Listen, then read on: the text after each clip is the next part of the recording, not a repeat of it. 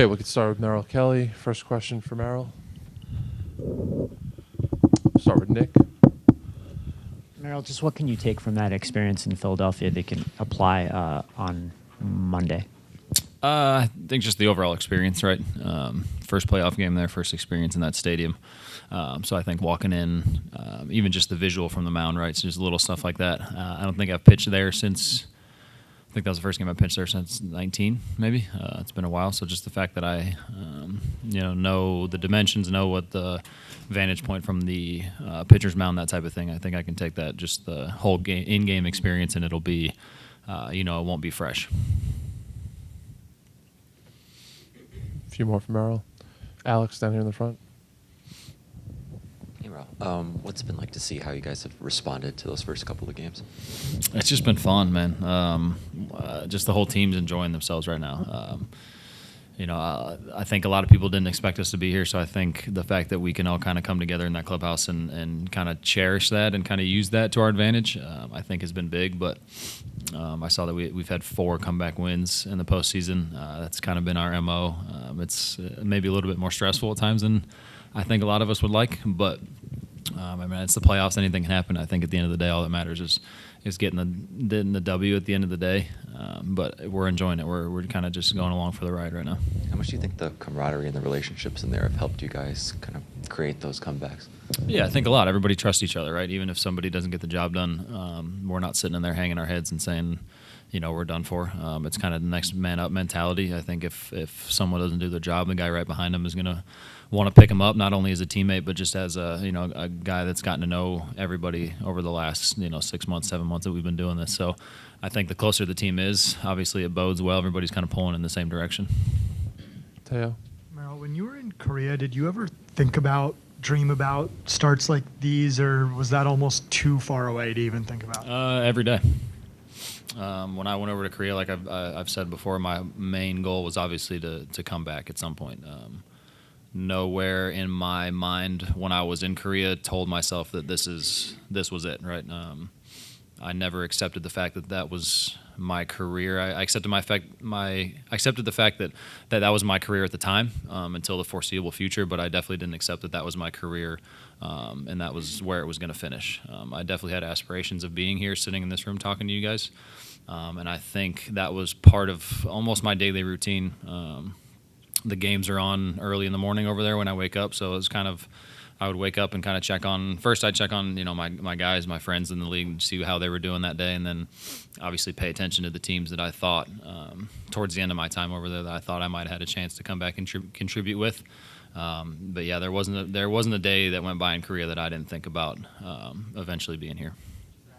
Get any more special when I know you're not getting to pitch a home game in this series, but even being a road game, seeing a crowd, 48,000 people going crazy, does that make it more special experiencing that? Yeah, I think so. I mean, what we're doing right now is every little kid's dream, right? When you're in the backyard, you're playing with your friends. It sounds cliche just coming out of my mouth as I'm saying it, but it's the truth. You ask a lot of guys in this league that have been lifetime baseball fans, lifetime passionate about the game of baseball. We all dream about being in these situations. Obviously the aspirations are usually, the dreams are usually the World Series, but the fact that we're knocking on the doorstep is pretty special. A few more from Merrill. Nick, and then to Jesse. Follow up on, you said you were watching games of teams. Were the Dbacks a team you thought might be a fit? Did you? Honestly, no. I didn't hear from them until the day I became a free agent. It's a 10-month contract over there, so you're not a free agent until, what would that be, through November. So December 1st, actually, was my wedding day.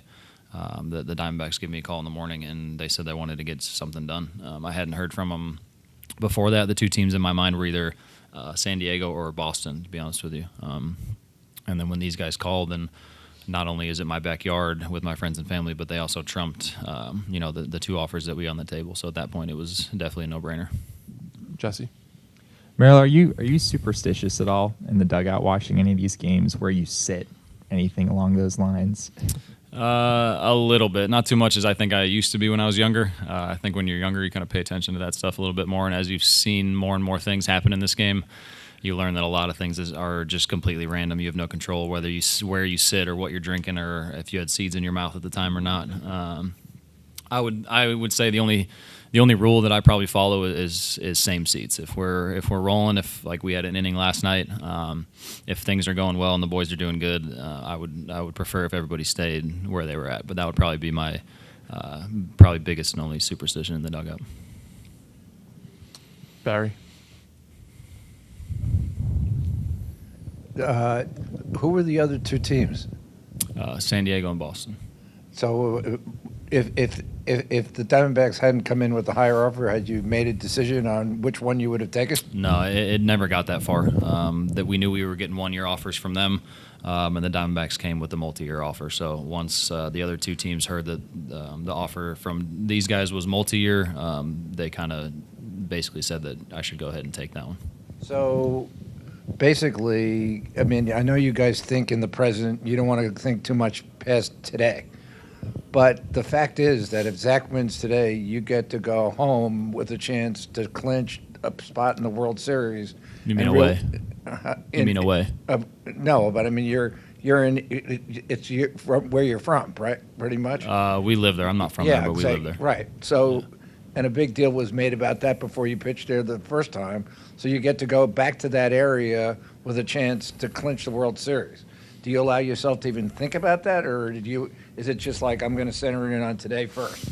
I think my mind goes to I'm pitching a game to go to the World Series. So it doesn't matter if it's in Philly, here, the Moon.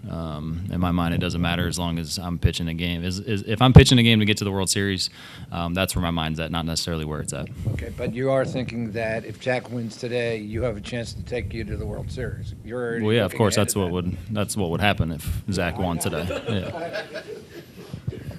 Yeah, I get what you're saying. I acknowledge when we won yesterday. I'll answer it this way: when we won yesterday, there was definitely a thought in my mind that obviously if we win today, then I would be that obviously I would be the one, hopefully with the ball in my hand to get us to the World Series. Yeah. Thank you. Yeah.